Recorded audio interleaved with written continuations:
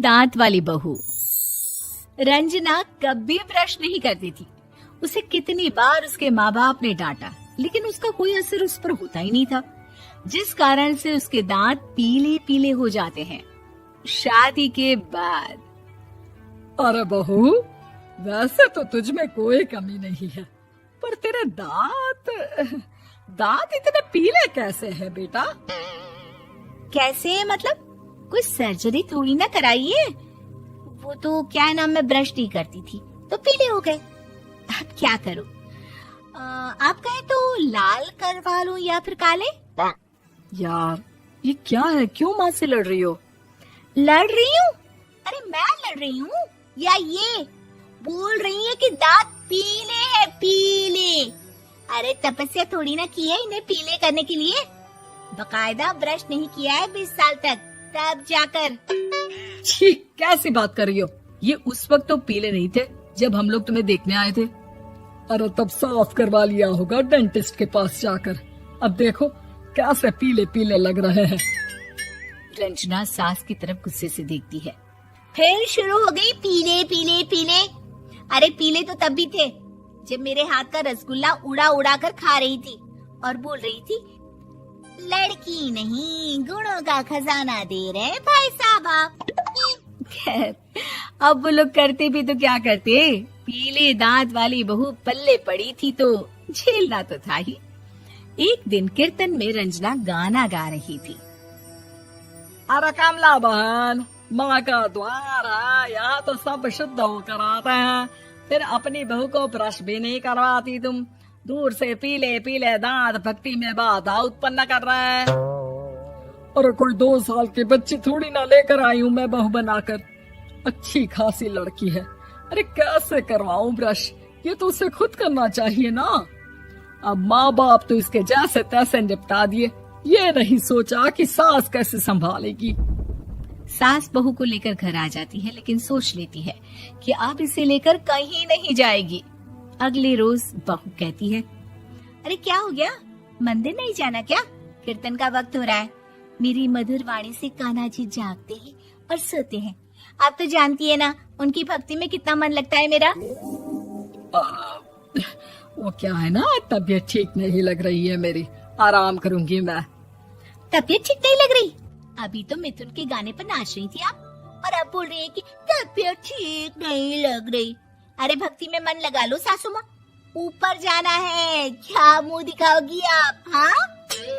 सास को बहू की बात पर गुस्सा आ जाता है। मैं क्या मुंह दिखाऊंगी, इसकी चिंता तो ना कर, समझी? अपने मुंह की चिंता कर, जो ये पीले पीले दांत लेकर हर जगह पहुंच जाती है। पता है लोग कितना मजाक बनाते हैं। ना जी ना, मैं नहीं जाना कहीं तेरे साथ। तो ये बात है। कोई ना, मत जाओ, मैं अपने कमरे में ही बैठकर भक्ति कर लूंगी। ऊपर वाला दांत थोड़ी ना देखता है, मन देखता है, भावना देखता है। और अरे बस बस, तू सब कुछ दिखा, बस ये सफेद चमकदार दांत ना दिखाना किसी को, है? जा यहाँ से। बहू को सास की बात का कोई फर्क नहीं पड़ता, वो तो जैसी थी वैसी ही रह जाती है। सुबह नहाकर किचन में खाना बनाना, फिर खाना खाना, कीर्तन भजन करना और सो जाना। एक दिन, माँ जी मैं सहेली के घर जा रही हूँ, शाम को लेट आऊंगी। हाँ हाँ तो जाना, मैंने कौन सा तेरी आरती करनी है घर पर बैठकर। रंजना सहेली के घर जाती है, जहाँ वो पार्टी में जाने की तैयारी कर रही होती है। अरे शिखा, कहाँ जाने की तैयारी कर रही है? मैं गलत वक्त पर आ गई क्या? अरे नहीं यार, उल्टा सही वक्त पर आ गया। मैंने ये साड़ी और ज्वेलरी निकाली है यार, शाम को इनके ऑफिस की एक पार्टी में जाना है। बताना कैसा लग रहा है ये सब? नहीं यार, इस ड्रेस के साथ तो वो वाली ज्वेलरी अच्छी लगेगी। हाँ हाँ सही बोल रही है, मैंने ध्यान ही नहीं दिया। वैसे तो हमेशा से मस्त फैशन सेंस रखती है। तो बड़ा जाती होगी ना पति के साथ पार्टी में। रंजना कुछ नहीं बोलती, बस सोचती है कि यार काश ये बात सही हो जाती, पर मैं क्यों नहीं जाती पार्टी में? क्या इन लोगों की कोई पार्टी होती नहीं होगी? रंजना घर आती है और रात में पति से सवाल करती है, एक बात बताइए, आप मुझे किसी पार्टी में क्यों नहीं ले जाते? क्या आपकी यहाँ ऑफिस में पार्टी नहीं होती? पति बेचारा क्या कहता कि दांत पीले हैं तुम्हारे इसलिए। अरे कोई पार्टी होती नहीं हम लोगों के ऑफिस में, तो कहाँ से लेकर जाऊं? और मार्केट, मॉल, कहीं वीकेंड घूमना, कहीं तो।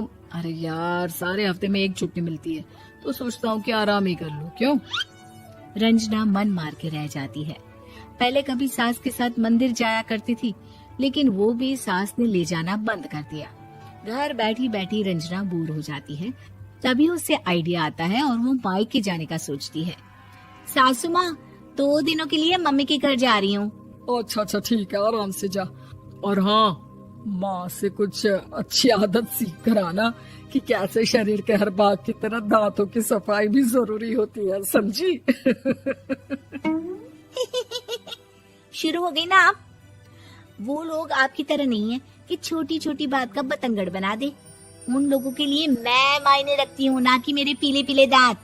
रंजना माँ को बिना बताए उन लोगों को सरप्राइज देती है, लेकिन जैसे ही वो दरवाजे पर पहुंचती है, अंदर देखती है कि घर वाले कहीं जा रहे होते हैं। अब माँ, काश रंजना दीदी के दांतों वाली प्रॉब्लम नहीं होती, तो वो भी हम लोगों के साथ चलती ना बुआ जी की बेटी की शादी में। हाँ बेटा, लेकिन अब उसे कौन समझाए कि उसको उसके पीले दांत नहीं दिखते, लेकिन उसके आसपास के लोगों को कितना एम्बैरेसिंग फील कराते हैं। मुझे तो कितनी बार उसके स्कूल की टीचर ने शिकायत की कि उसके साथ कोई लड़की बैठना भी नहीं चाहती, और ना ही कॉलेज में कोई उससे बात करना चाहता था। लेकिन पता नहीं क्यों उसे ये बात समझ में ही नहीं आती। कोई कमी नहीं है उस लड़की में, बस यही कि दांत पीले हैं। वो तो भला हो जीजा जी और उनकी माँ का, जो दीदी को जैसी है वैसे ही रखा हुआ है। रंजना को अपने घर वालों की बात सुनकर बहुत दुख होता है। वो सोचती है कि वो क्या करे, लेकिन फिर वो सीधा डेंटिस्ट के पास जाती है, अपने दांत चमकाती है और कसम खाती है कि वो रोज ब्रश करेगी। अरे क्या हो गया?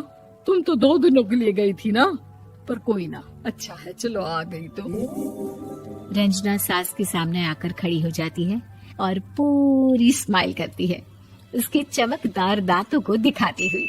हाँ? चले मंदिर। माँ, मुझे माफ कर दीजिए, मैंने आप लोगों को बहुत एम्बैरेसिंग फील करवाया। मैं आज से रोज ब्रश करूंगी।